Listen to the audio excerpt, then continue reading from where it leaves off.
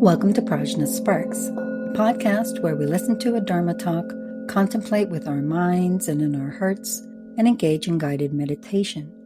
In this new moon episode, we complete our four-part series on the Four Hallmarks of the Buddha's teachings by looking at the last. Nirvana is peace. Please take a moment to like, follow, and review us. Aside from your own practice, this is the best possible offering as it helps us reach new listeners.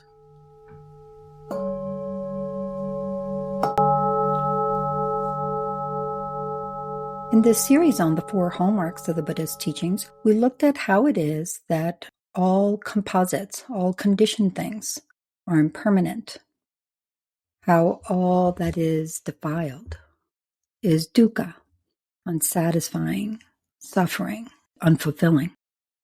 How all phenomena are empty and non-self.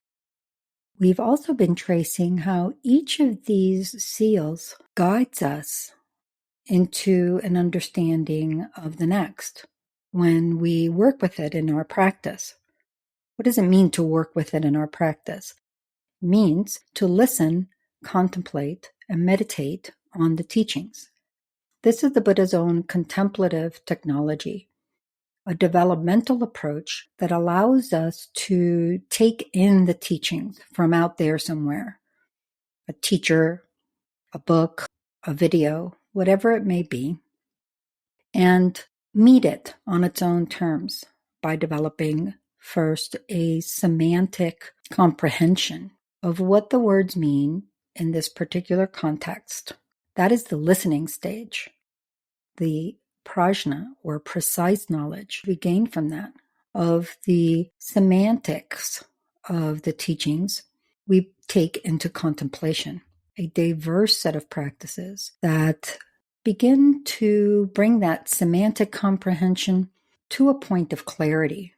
We may discuss it with each other. We may ask questions of a teacher. We may research. We may write songs or sing them or write poetry.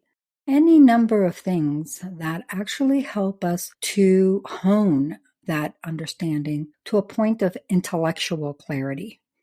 So now it's not just words, but a significant intellectual understanding of what they mean. There's enough clarity, literally clear knowing, that we cut through superimpositions, assumptions, and unexamined ideas we had about the topic.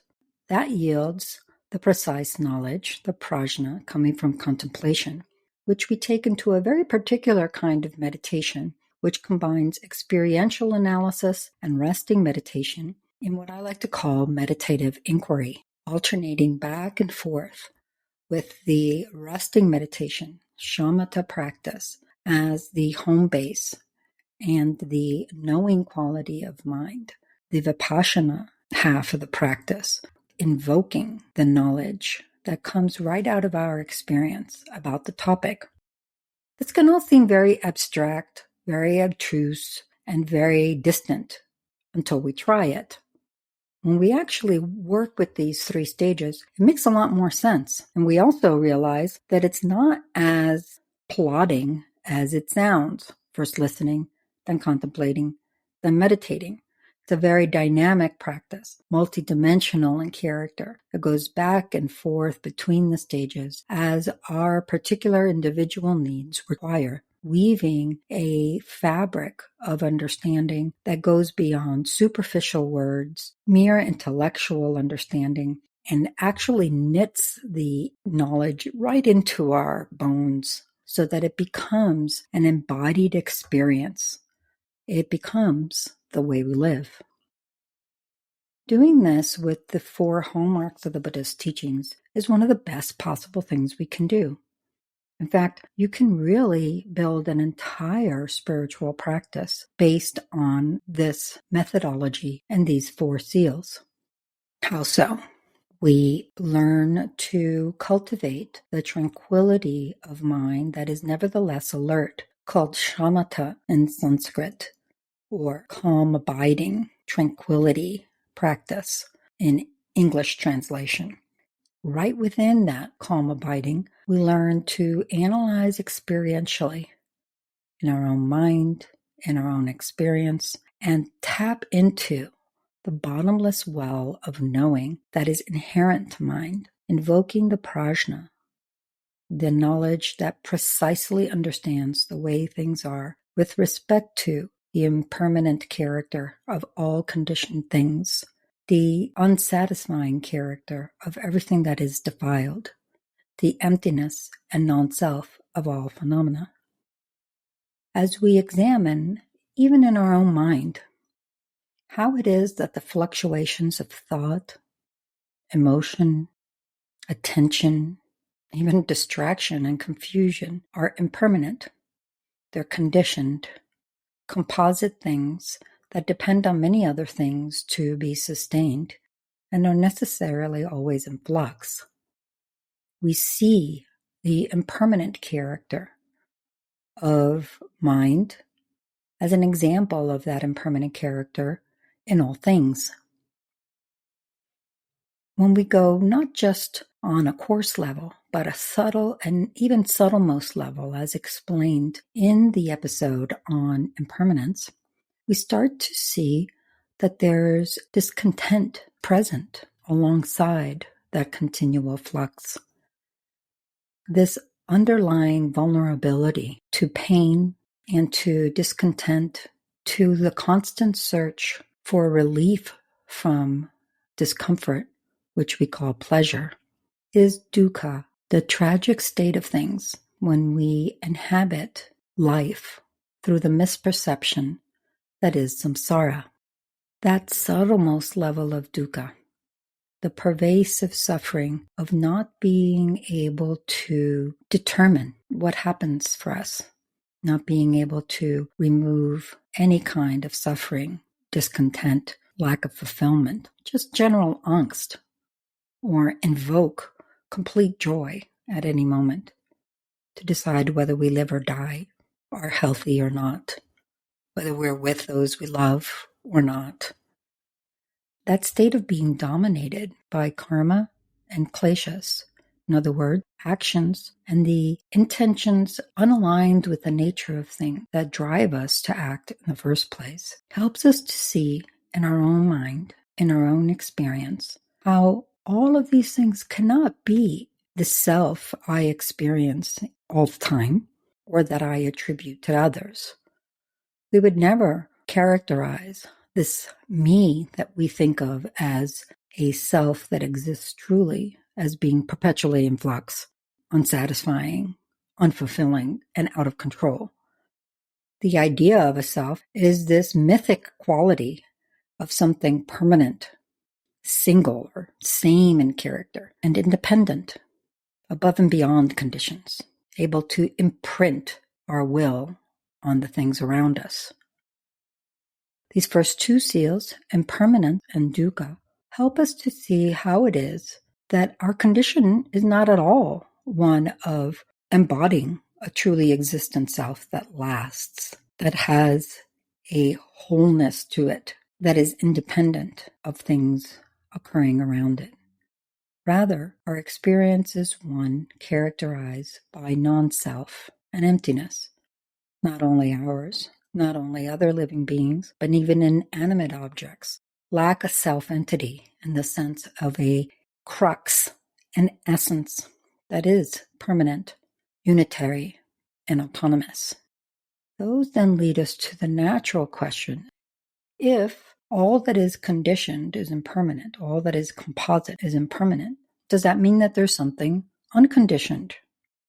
If everything defiled is dukkha, what happens if things are not defiled? What are those things that aren't defiled? And what does defiled mean anyway?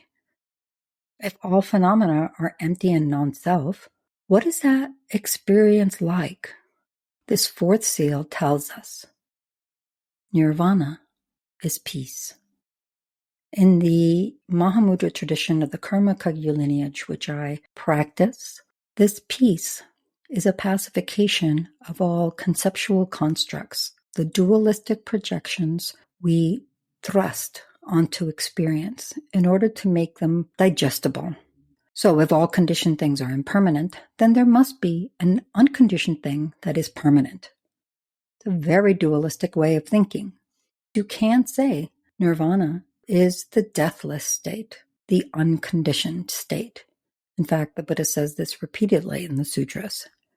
From the perspective of Nirvana as transcending dualistic perception, the peace comes from transcending impermanent versus permanent, dukkha or suffering versus sukha or ease, emptiness and non-self versus a truly existent self.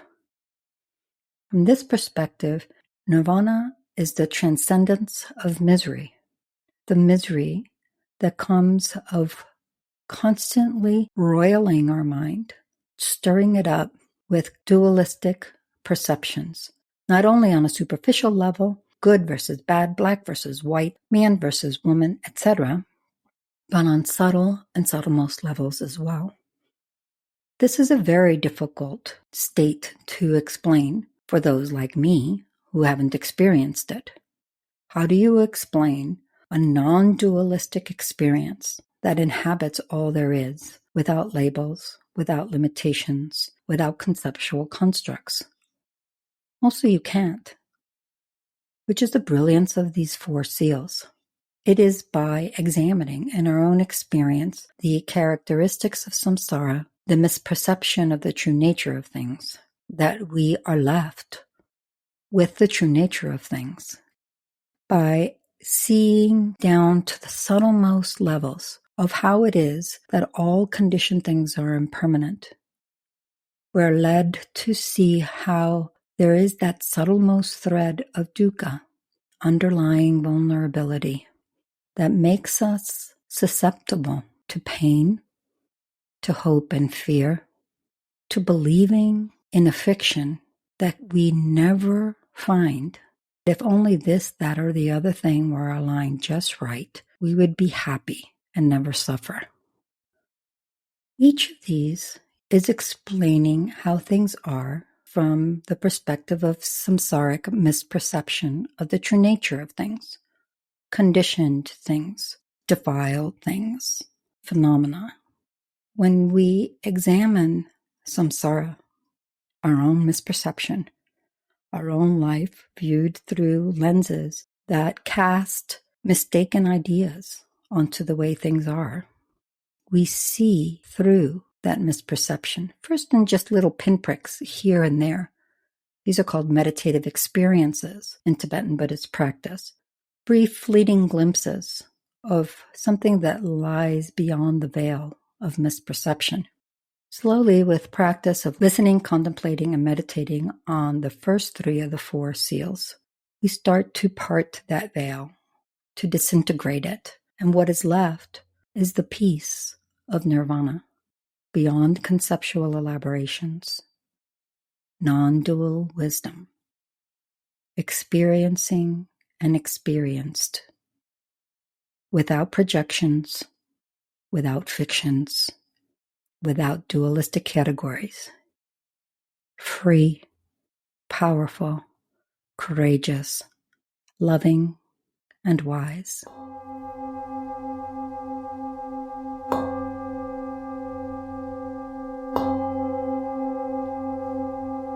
Here are some seeds for your contemplation over the coming week. Feel free to ask us any questions via email, Instagram, or Facebook.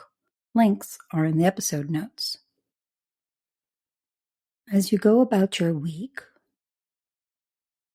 in your formal meditation practice, continue to cultivate tranquility, calm abiding, shamatha, the alert yet still quality of mind that is at ease yet sharp and brilliant.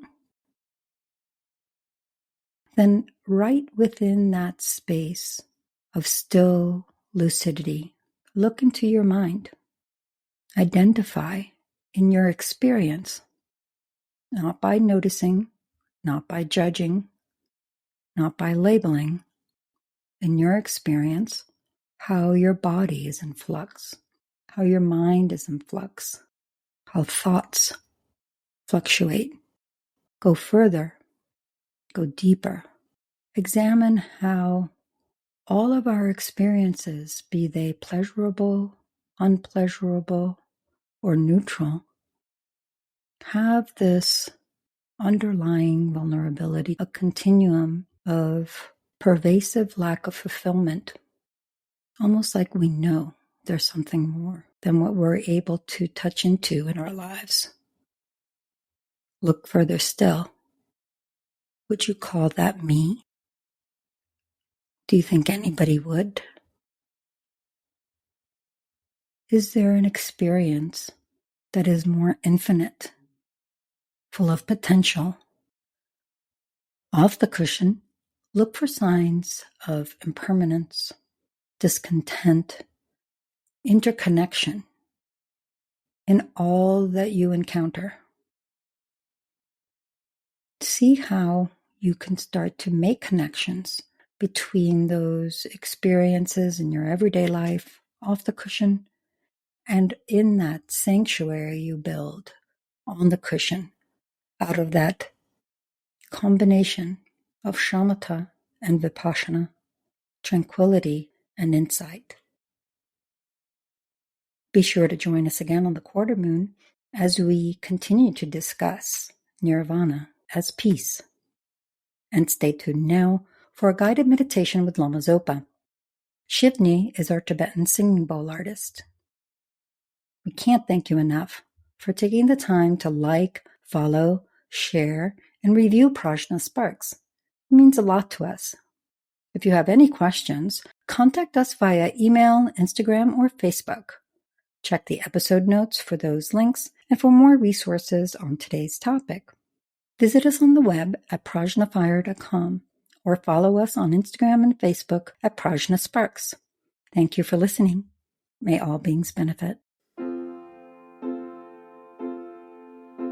I've heard the cries of suffering from pauper to the richest king. How can this tragic cycle be undone? Well, it goes like this: for noble truths, the eightfold path, start with right view, will lead you in the end to liberation. Liberation, liberation, liberation, liberation.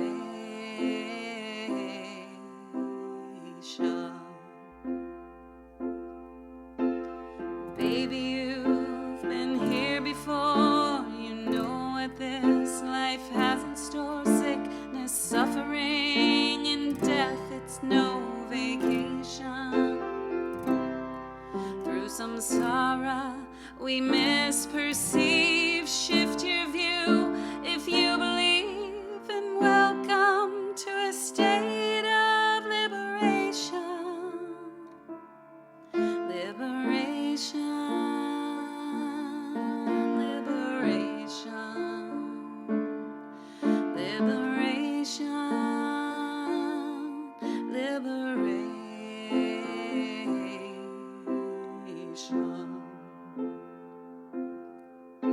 We have a movement, make a law. It's not enough from all we saw to bring about full freedom in our nation. If you have the will, then take a vow. Change your habits, practice now, and in a broken moment, liberation. Liberation, liberation, liberation, liberation.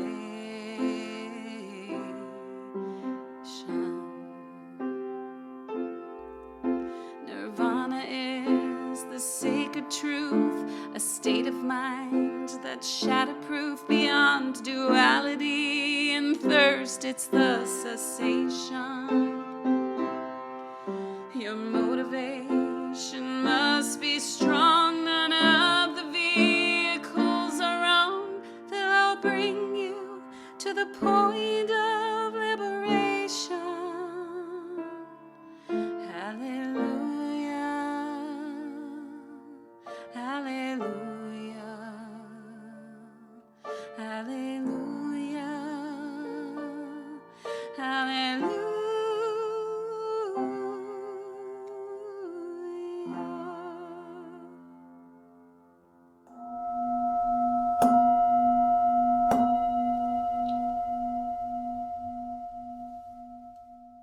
Hello, friends, and welcome to today's meditation.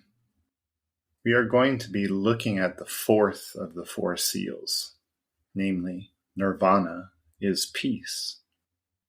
As we've started to see through this ongoing series on the four seals that are the hallmarks of the Buddha's teaching, they are so vast and profound, really covering so much.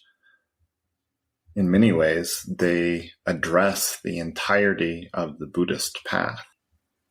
So the way that we're going to proceed with our practice today is to just take a small, intimate portion of it and connect these teachings with our own immediate experience, just to see how that impacts us. To begin with, let's just take our seats.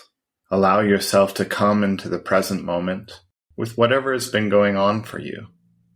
Just take stock of where your mind is right now, what's going on in your heart, and allow a space of kind curiosity towards those things. Don't judge or push any of it away, nor try to grasp on to any of it or make it last. Just bear witness to what's going on. Give it space to breathe and be here now. We can allow the energy, the movement of thoughts, the flow of feelings to go on without identifying with me or mine. So just come into the present, be easeful, just notice what's going on for you. We can also bring our attention to the earth supporting us, holding up the floor or the cushion beneath us. Feel that stability, that support that the earth is always providing to us throughout our lives. And also take a moment to appreciate the space that we are inhabiting in this moment, allowing us to move, to breathe, to be here. Touch in and connect with your experience of being here, present in this moment.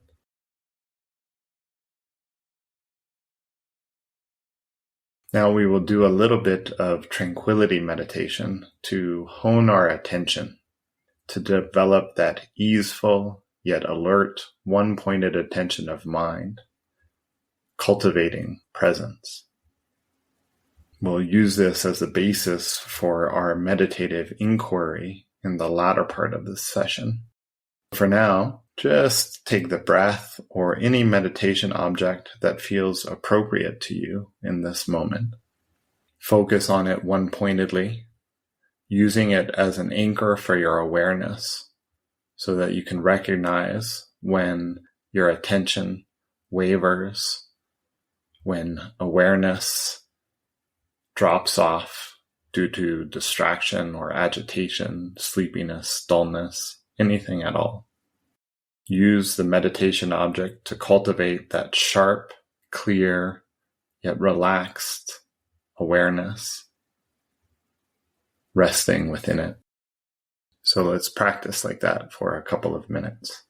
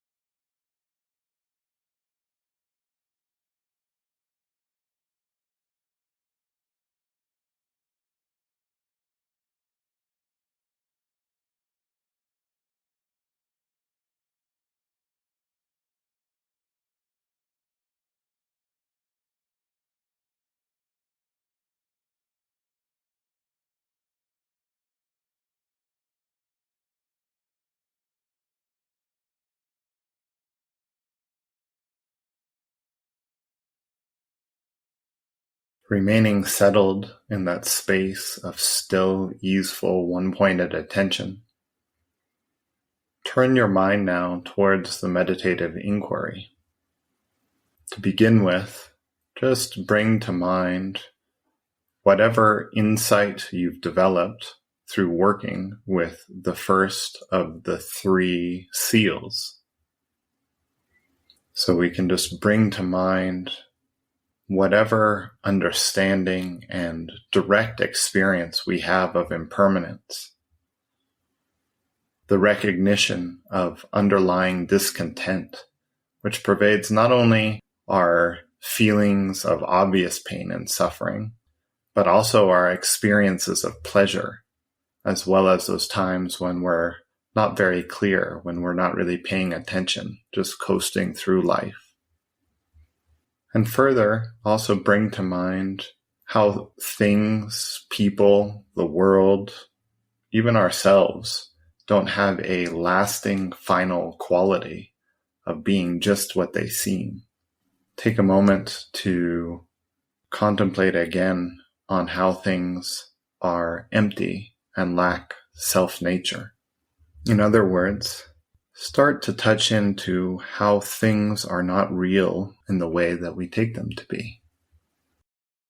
Bring to mind whatever understanding and experiential insight we have around impermanence, underlying discontent, and how things are not really the way they seem.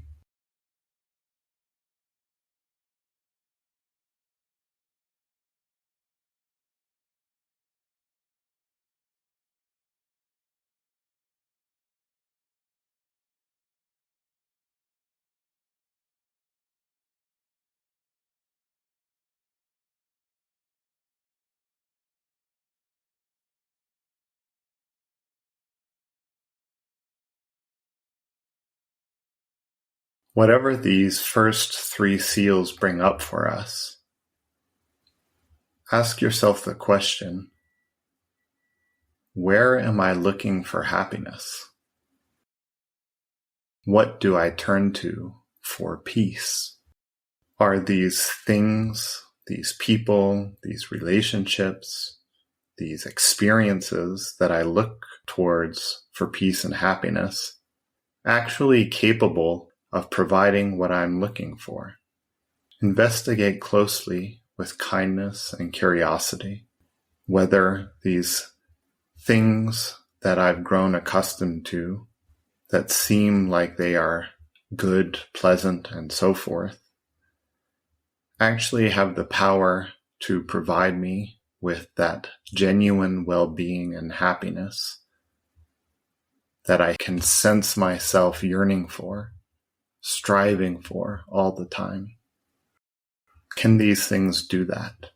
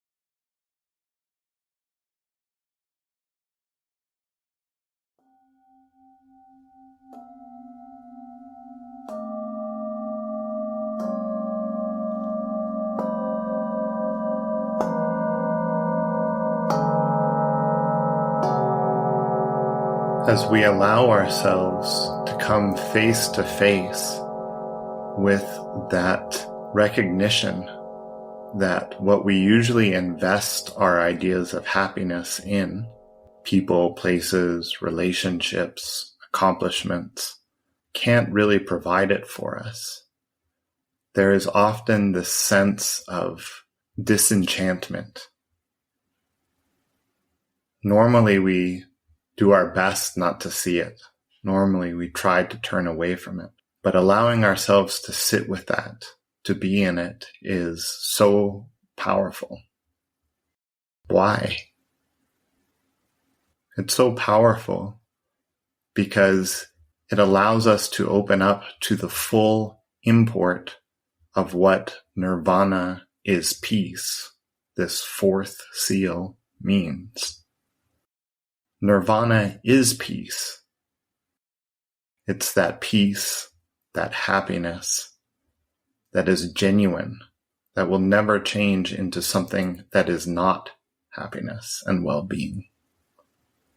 That most heartfelt yearning that we feel inside of us for getting to that place, getting to that state, however we might think about it, where we are genuinely free of suffering and the possibilities of suffering. So just take a moment again to sit with and feel the resonance in whatever form it takes for you in this moment.